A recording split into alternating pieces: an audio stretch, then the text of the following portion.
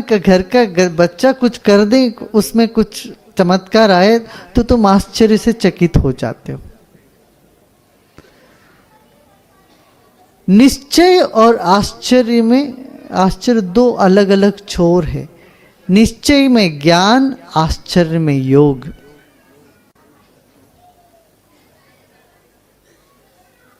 इसलिए कहा विस्मय जब होता है तभी तुम योग की ओर चल पाओगे। योग अनंत से जुड़ना है,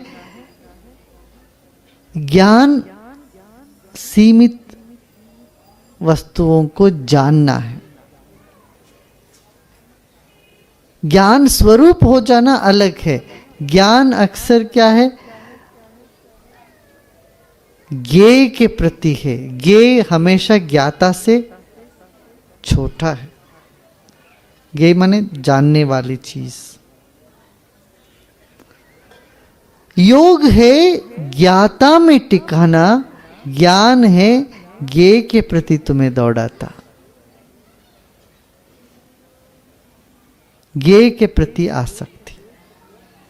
दो बातें हैं जो आश्चर्य को होने नहीं देता। एक तो ज्ञान या निश्चय, दूसरा है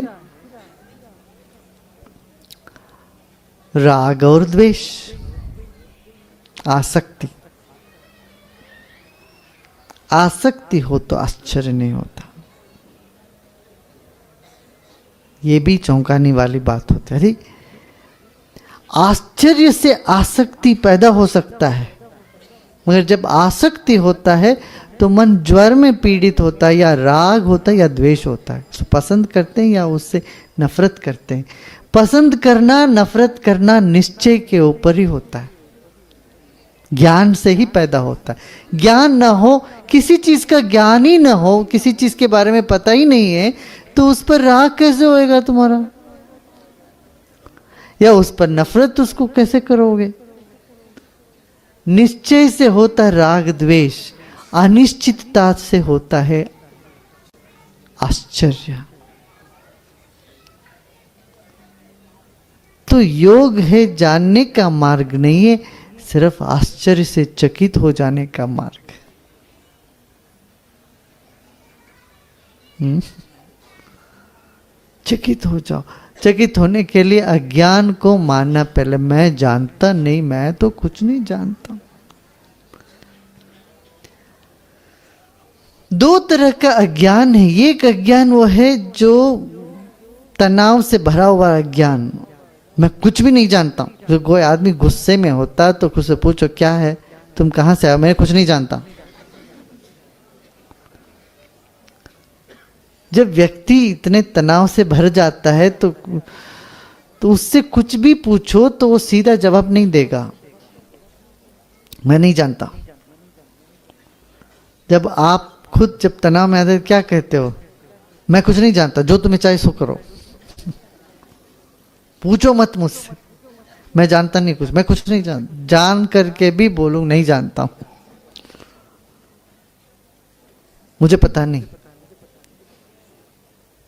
पूछना नहीं मुझे। ये अज्ञान में मैं कुछ नहीं जानता एक स्थिति है, तनाव में मैं कुछ नहीं जानता एक स्थिति है।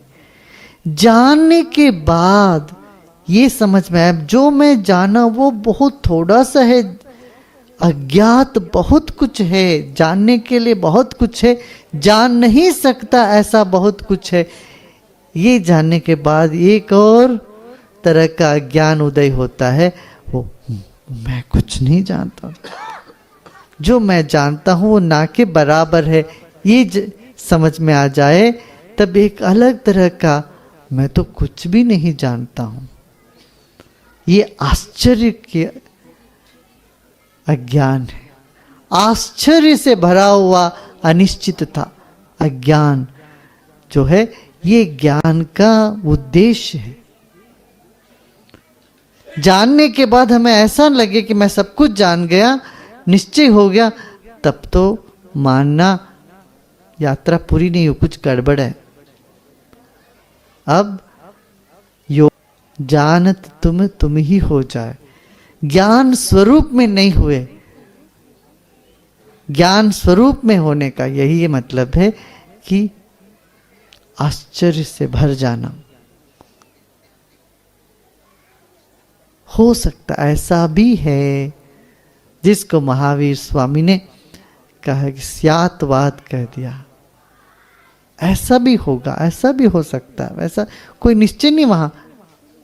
परहैप्स जिसको कहते हैं अंग्रेजी में, ऐसा भी हो सकता है।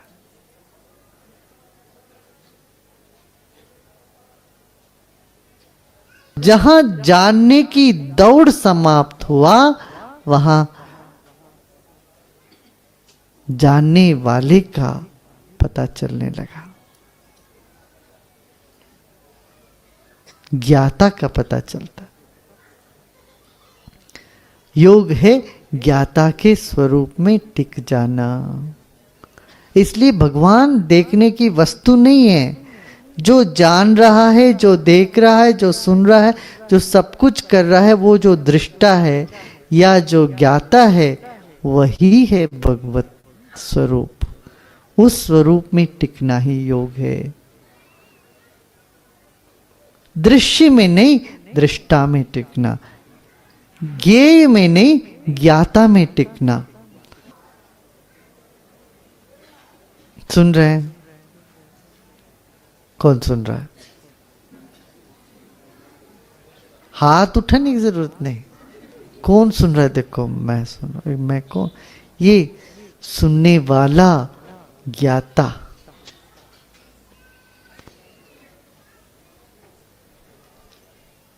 ज्ञाता है। यद्यपि ज्ञान भी अनंत है,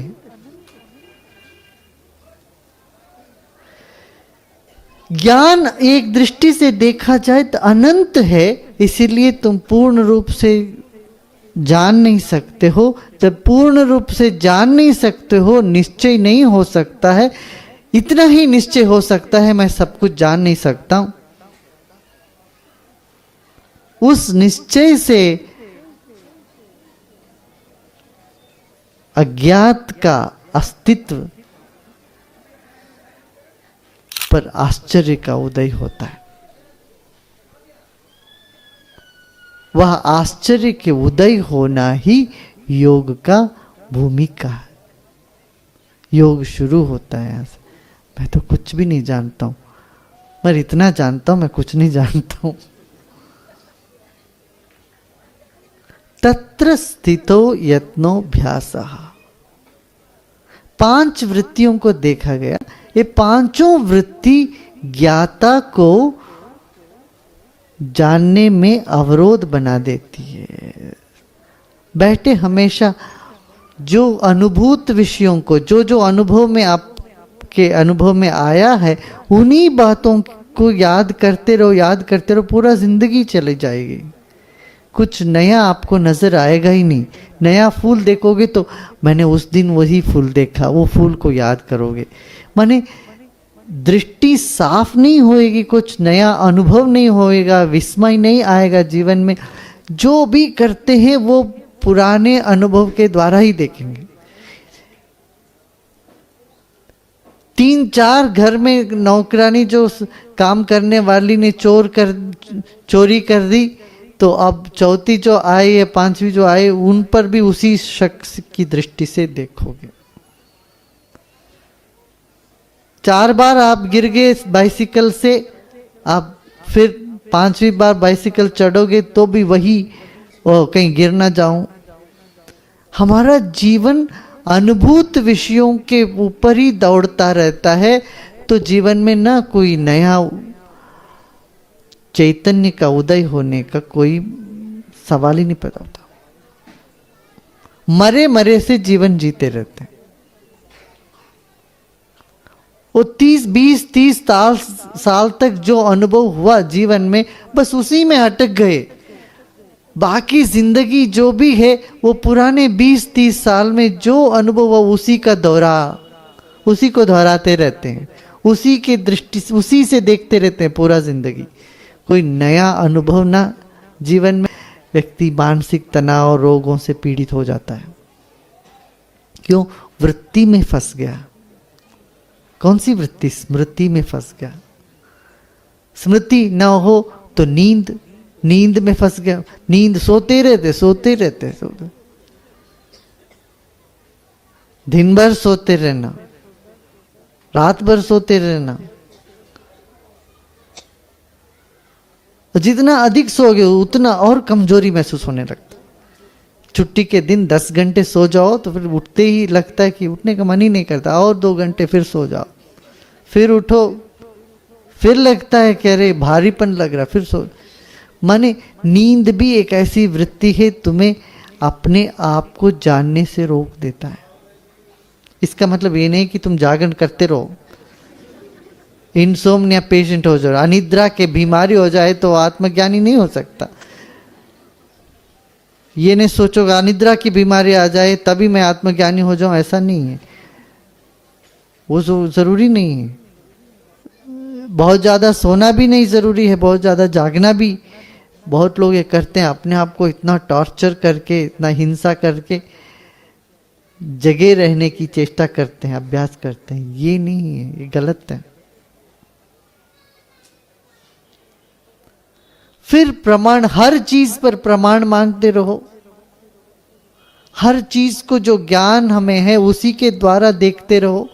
ये वृत्ति भी हमें सीमा में रख देता है।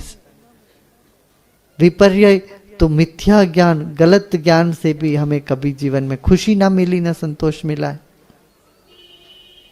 कभी मिला है, कभी तृप्ति मिली, आनंद मिला है गलत ज्ञान से। हम सोचते रहते हैं दूसरे व्यक्ति क्या हमारे बारे में सोच रहे होंगे, ये सोचते सोचते सोच के हम अपने आप को परेशानी में डालते रहते हैं। वाकई में जाके उनसे पूछो तो उनके पास समय ही नहीं तुम्हारे बारे में सोचने का। वो बोले तुम्हारे बारे में तो ख्याल ही नहीं आया, तुम बैठे बैठे सोच रहे उसने मेरे बारे में क्या सोच लिया होगा।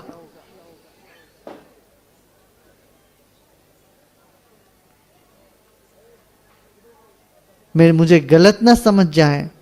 तुम्हें गलत समझने के बारे उनके पास समय कहाँ है।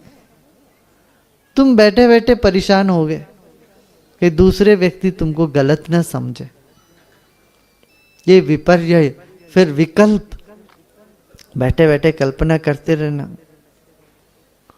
जो है नहीं, वास्तव से बहुत दूर। कल्पना करना जरूरी है। जब कविता लिखनी हो, कोई कहानी लिखना हो तो कल्पना करो,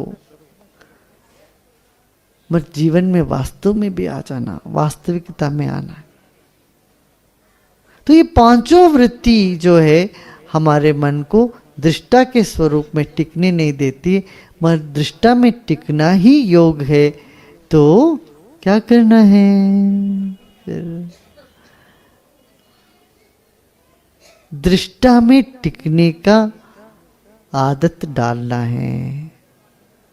तो इसके लिए 2, ताकि निश्चित ज्ञान से राग द्वेष होता है, सीमित ज्ञान से राग द्वेष होता है, अनिश्चितता से आश्चर्य का जन्म होता हो। तो राग द्वेष में से कैसे हम अपने दृष्टापन में आए, इसके लिए कहा है अभ्यास वैराग्याभ्याम तन निरोधा। पांचों वृत्तियों के पकड़ से हमें अलग होने के लिए अभ्यास और वैराग्य 2 बातें जानना है। अभ्यास इनमें क्या है? उसमें टिकना ही अभ्यास है। दृष्टापन में टिकना ही अभ्यास है। क्या? दृष्टा में, अभी मैं दृश्य हूं, आप दृष्टा हो। दृश्य से अपने मन को हटकर दृष्टा में जो देखने वाला है उसमें टिकने की चेष्टा करना। वहां तत्र स्थितो, उसमें स्थिति होने का जो प्रयत्न है उसी को अभ्यास कहते हैं।